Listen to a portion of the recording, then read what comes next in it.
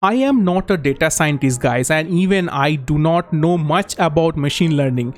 But today's in current scenario, threat hunting means you have to use like machine learning, artificial intelligence, and all those buzzwords. If you are not using them, so maybe that is the case that you are not doing the threat hunt in the right approach. So in today's episode, we are going to learn from scratch how you can use some basic steps of machine learning algorithm, and you can train your set of data. You can do some hunting on your IDS log, something like a bro log or Zeek log, and you can try to identify what is malicious inside that and what is clean inside that. So without wasting further time, let's jump into the session right away and let's see what's going on. Okay, so the first thing first, what actually we are hunting for today. Let's assume that you are in some kind of organization where you have bro or Zeek sensors installed on all of your internet facing devices, and those devices are sending logs. Okay, so now being in security operations, you might have like similar kind of the log sources or whatever may be that you are having. Now let's assume that you have around like 300 or like maybe something like 30,000 lines of code that you have to go through and try to identify what exactly is malicious, right? So that's like doing some threat hunt approach. We have to figure out what exactly happening, because that is called threat hunting, right? So we are going through the logs and we are digging dive, and we are doing the deep dive and try to identify what is malicious and what is not, right? So let me quickly show you what exactly that I was talking about. So if you see my screen, so I have these kind of logs already present. So if I show you quickly about all these not logs, about this first sample, let's assume, so it is around like this much of lines inside that. Now in a human eyes, it is like nearly impossible that you can go through all of these logs and you can identify what is malicious, right? Now this, for resolving this kind of situation, machine learning comes into picture. Now I am not saying that I am a machine learning expert, not even I am a data science, right? But then how we can do this particular thing? So we have to leverage what is already built, and we are not going in somewhere trying to reinvent the wheel. So there is a tool that we are trying to leverage that's called assimilate. This particular tool is all about naive based algorithm. Right now, if you have any kind of idea, so as I told you, right, you don't have to be a machine learning expert, but there might be some information that you might think that, okay, if I can ingest them, that will be helpful for you, like some basic approach, like leaving off the land detection, this kind of naive based algorithm. There are like symmetric algorithm, asymmetric algorithm, all those specific hunt techniques. If you can identify about those machine learning algorithms, those will be really helpful for you, right?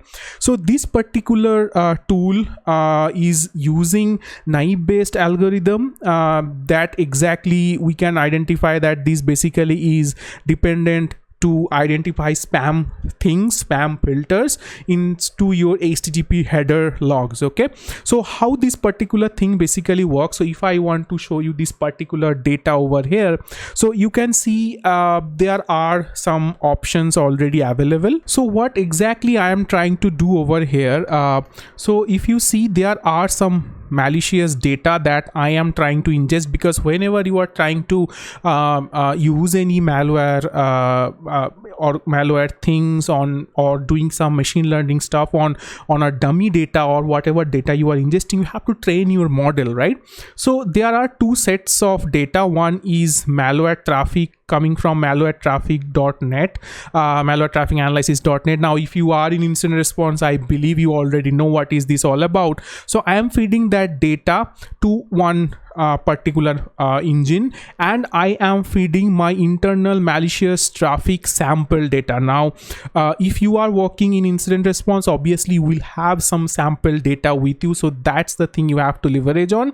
And you have to send some clean data to your engine as well, right, so that they can differentiate between what is a clean data and what is actually a malicious data, right? So they can pivot between those two things, and they can give you this kind of vectorized format, and they can create some proper orientation of the data, so they can specifically classify the data depending upon that. Okay, so once you have inserted both of the data, so these are two samples, one is coming from actual malware domain and one is coming from your internal system. So this is very important, because malicious data in my internal organization might be different whatever you are handling in your organization, right? So once those things are inserted into my engine, then the data will be labeled, and accordingly the normal data will also be labeled, right? So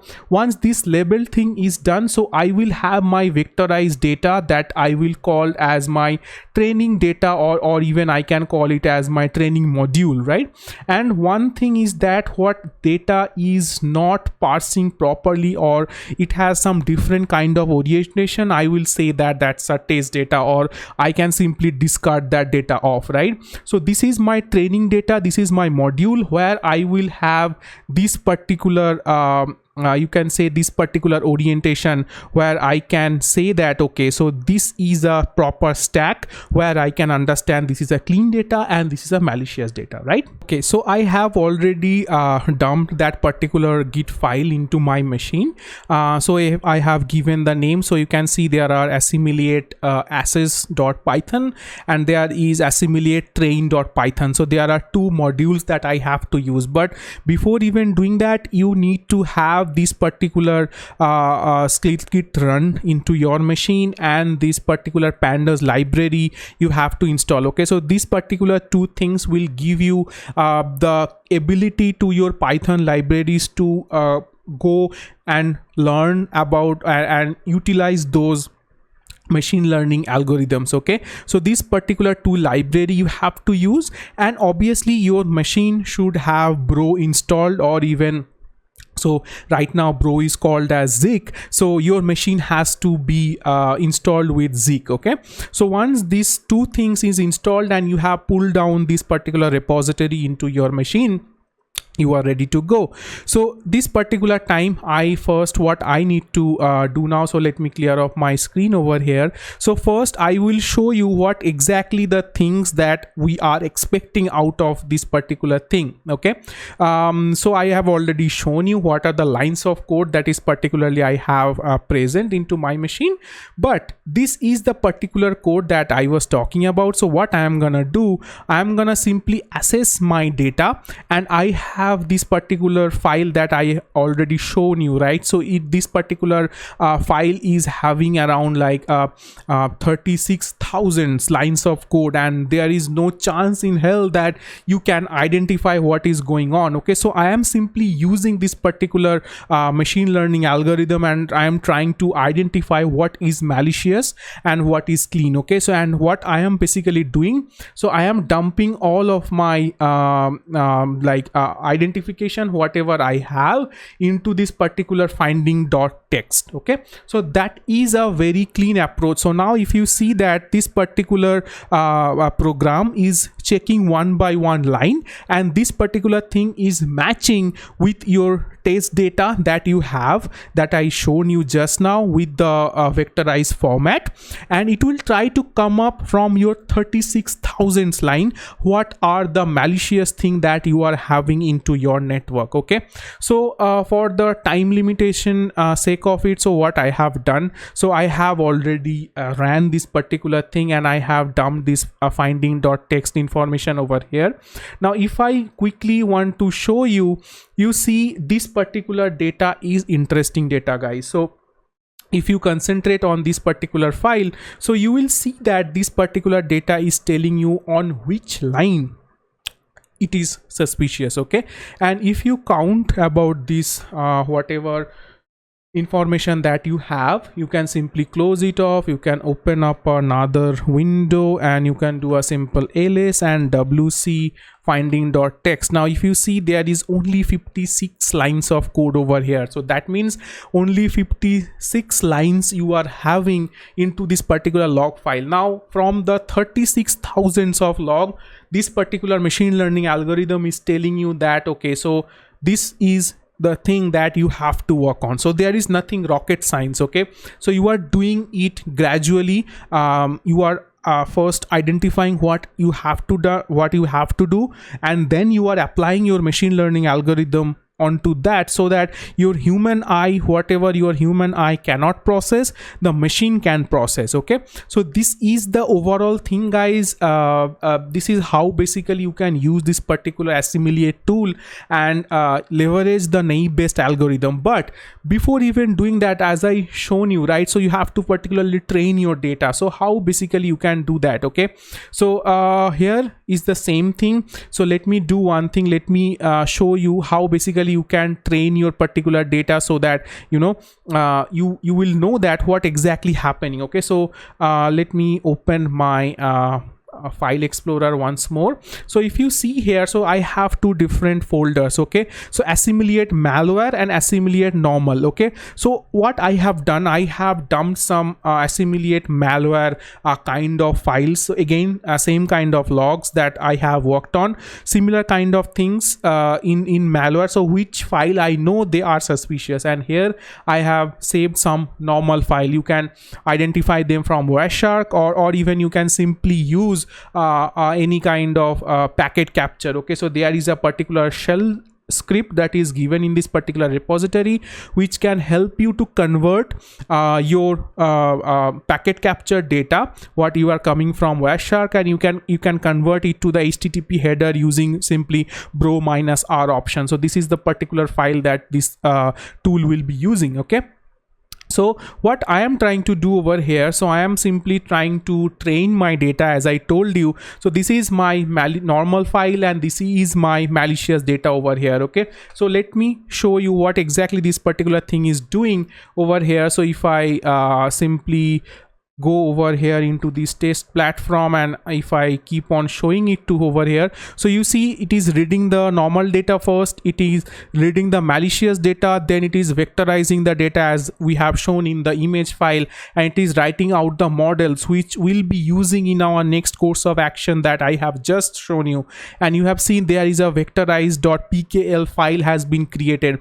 Now you see model training completed. So once this model training has been completed, so assimilate tool and your algorithm is ready to use this particular vectorized data that you have populated from your training model, from your the data that you have from malicious junk and the clean junk, and it has segregated the data. Now once you have cleared all of your junk data and you have properly segregated everything, whatever you have, you are simply free to use whatever the actual data that you are talking about and you are having into your arsenal, right? So yes guys, so that's pretty much about this naive based algorithm, and this is how basically you can use the machine learning and you can do the hunt on naive based algorithm. So yes guys, that's pretty much it about today's episode. So it is clear cut short episode but to the point, right? So as I told you, this is the day 2 of threat hunting, and where we have particularly tried to hunt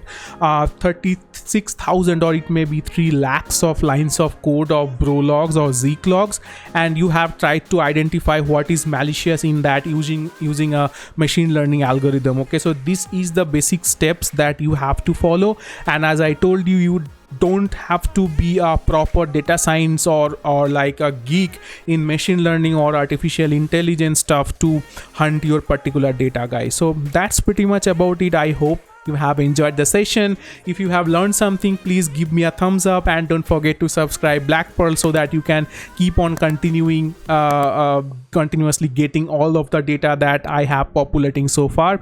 So I'll catch you guys next time with another breathtaking episode. Stay healthy, stay safe.